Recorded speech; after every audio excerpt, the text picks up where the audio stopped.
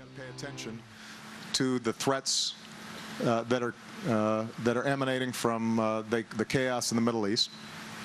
Although I want to be very clear, we're not sending combat troops into Iraq. You know, Charles, this is years and about 150,000 civilian deaths too late in terms of the Syrian civil war. What can a program like this do now? What can it accomplish both in terms of fighting Assad and also fighting the radical rebels, ISIS? Oh, probably nothing, but it's worth a try because it's all we have. It's a three-sided war, as Steve says. We had a tremendous opportunity a year and a half, 2 years ago to make a difference in the war before the influx of help by Hezbollah, by Russia, and by Iran turned the tide for Assad, who was reeling.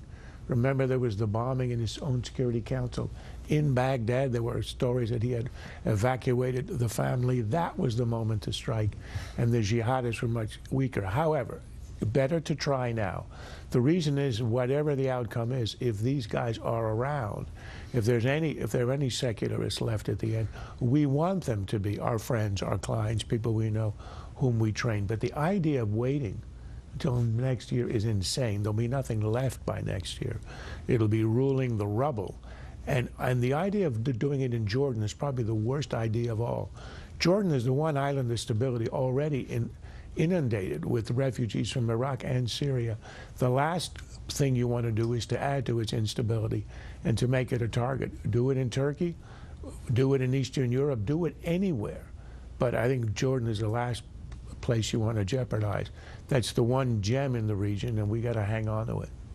Meanwhile, Iraq's main, most influential Shiite cleric, the Grand Ayatollah Ali Sistani, made a big announcement today. He called on the government to come up with a new prime minister before the parliament meets next Tuesday, which would seem to undercut the sitting prime minister, Nouri al-Maliki. Your thoughts about that, Charles? Well, it's probably the most important event in the idea and in the attempt to change the government. It has to be changed. With Maliki, this can only be a sectarian war. Supporting the Maliki government will end up being supporting an Iranian, the client. Iran's already in there with al-Quds, with its reconnaissance, with all of its intelligence agents. The only way out of this, and everybody says it's so complicated, there is one truth in this. We were losing the war in Iraq when the Sunni tribes were against us. We won the war in Iraq when Petraeus changed the allegiance of the tribes. The region ISIS and al-Qaeda has returned is because the tribes once again changed and supported them, because of the intolerance and the persecution of Maliki. Therefore, we have to see the government in Iraq change to get an inclusive one, so that this is our only hope of rescuing this, so that we can once again regain the support of the tribes, which is doable. There have already been conflicts between the tribes, the local Iraqi tribesmen in Anbar and ISIS. We have to exploit that and to win them back. That's how Petraeus did it. That's the only way it'll succeed this time around. Lose sight of the big picture here.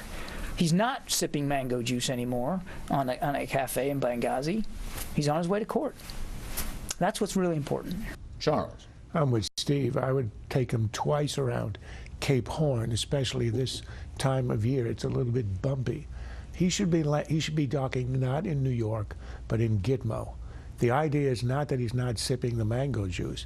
The idea is that he knows people, and we should be learning who he knows and what these guys are up to. There's a sobering new poll out from the Pew Research Center, which we reported on earlier. It finds that 44% of those surveyed don't often feel proud to be American, and only 28% say that America is the greatest nation on earth. I am really surprised at that low number, 28. It is the greatest country on earth, and there's no argument. I think the question of pride is difficult. Many Americans are concerned that the country is in decline, and so they don't feel as proud as they once did. But the idea that only 28% would say it's the greatest nation on earth seems terribly low, and it's disheartening. And I think it's a reflection of the presidency. Of what comes out of the Oval Office and the White House. The majority of those who don't have this sense of American exceptionalism or superiority are liberals, Democrats, and I think they take their cue from a president who, when asked about American exceptionalism, once said, well, yes, the Greeks have a sense of exceptionalism, and the Brits, and us. If everybody's exceptional, nobody is. Finally, winners and losers of the week. My loser, soccer player Luis Suarez, the Uruguayan cannibal, banned from the World Cup. This is the third time he's bitten into an opponent. This time he dined Italian, which shows good taste in food, but bad manners, unfortunately. And 15 seconds for the winner. Winner, John Bader. It's going to be hard to carry off. For the suit he's bringing against Obama for trampling on the Constitution, vindicated in part by the 9-0 Supreme Court decision on Obama's exertion of power over recess appointments. You shouldn't have made the dined Italian joke. That broke up the panel and cost you time. This has been a Sunfish production.